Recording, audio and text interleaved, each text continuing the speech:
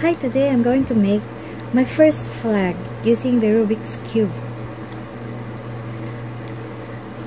First flag, the easiest one for me, the flag of India. It consists of blue at the center,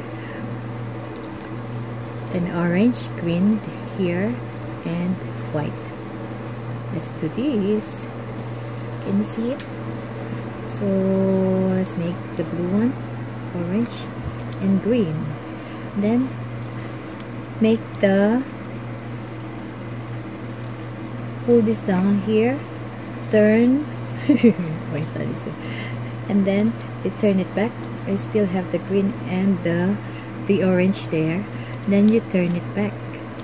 Oh, all you need is another white, so you get it from here, pull down, turn, pull up. Ta-da! Now you have your Indian flag.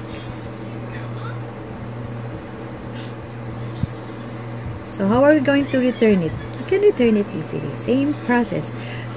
Pull it back, turn, oh, and then earlier you did the 2 turns, and then you pull this down, and then get the white, pull this up.